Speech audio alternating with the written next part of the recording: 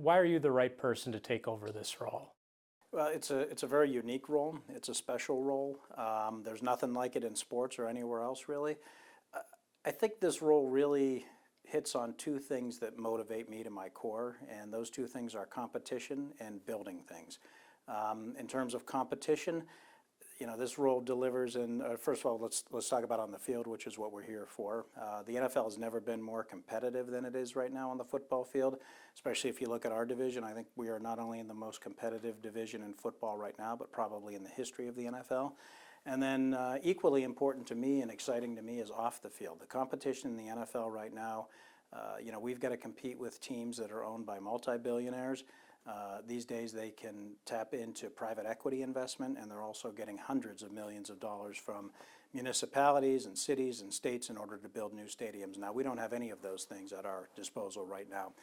So I think the challenge of running a successful business so that we can have a successful team is something that really appeals to me, and something that I've been working at for my entire adult lifetime. What do you see being the big difference between the way you are going to approach this position and the way that Mark does currently? I think continuity is really a hallmark of the Packers way, and I think you'll see a lot of that. You'll see more similarities than differences. Certainly Mark and I are different people. We have different styles, different ways of communicating. But I don't think that you'll see, certainly externally, I don't think you'll see a lot of differences. I think people internally are already used to the differences in Mark's and mine communication styles, but there'll be more similarities than differences. Mark and Bob before him, they both have been very public, very approachable in the position. Do you intend to maintain that? I would intend to continue on with that tradition, yes. I think we're a community-based team, we're a publicly owned team. I think it is important for our fans and our shareholders and our community to be able to see the organization's leadership. Now, I will not be meddling in football affairs. I won't be discussing a lot of specific football issues. No pro football team needs 2 GMs or 2 head coaches, so I won't be meddling in those things. I'll leave that to them to discuss, but I will be public and hopefully very approachable. The Titletown district, obviously you've had a big role in that. Do you see that as complete right now, or what else is still to come with that? And where would you go to next after the Titletown district is done? I would say it's off to a great start, but no, it's far from complete. We envision continuing to add, on the south side of the development, we'll have some additional residential components over there. Some of them might be to buy, and there'll be some more rental properties over there. That's over by the Titletown Flats building. And then on the northern corridor, which is kind of right along Lombardi Avenue, we'll have some additional commercial space. There'll be office space, retail, dining, and entertainment. Where do you go to next when that area is kind of filled out? I think an important thing will be connecting that area to downtown and to some of the other neighborhoods, some of the other more vibrant neighborhoods in the county. So I think what we would focus on, there is some room. We do own some land right across Lombardi Avenue, and I could see us spilling over the street a little bit there, but maybe even more importantly, how do we connect that to downtown? A lot's been made in the last year or so about updating the lease for Lambeau Field. Where does that stand right now? So the mayor and I got together and had a beer a few months ago, and it was an incredibly amicable and pleasurable experience.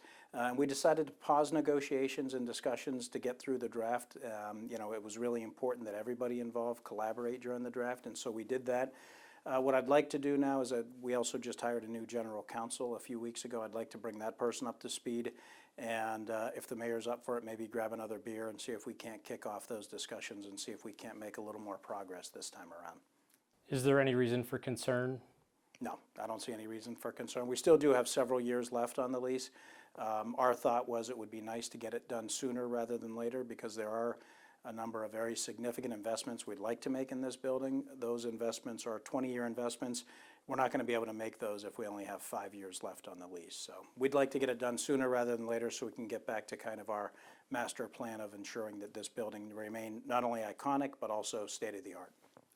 Besides winning games on the field and Super Bowls, what do you see as the biggest goal for you in this position? I think there are, the Packers organization exists for 3 purposes, 3 reasons really, and that's to win football games, and I would say it's in this priority: win football games, keep the Packers in Green Bay, and that means we do have to have a strong business, and it means we have to have a good lease. And then finally, strengthening our community. So I'd say those three things outside of winning football games. It will be keeping Lambeau Field, as I'd mentioned, not just iconic, but state-of-the-art. It'll also mean that we're running an extremely strong business operation so we could support the football team. And then we have to continue to strengthen our community through things like Titletown and our other community and philanthropic efforts. What kind of help do you see your father being?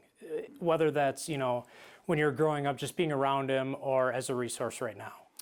Well, it's both. I rely on lessons that he taught me, throughout my childhood and early adulthood, every day of my life, both here and at home, I would say.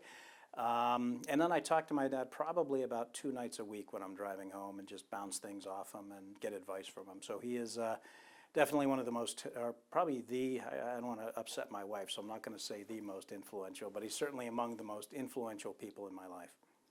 What was it like growing up in Youngstown, and how did that prepare you for Greenbay? It was great because it was just like if Youngstown had a professional football team, it would be Greenbay. Youngstown was just like Greenbay.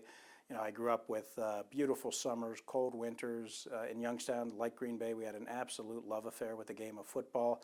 We were brought up with blue-collar values and just a real sense of community. So it's Greenbay in Ohio. Do you think this is your last job? I hope so. I'm enjoying it so far.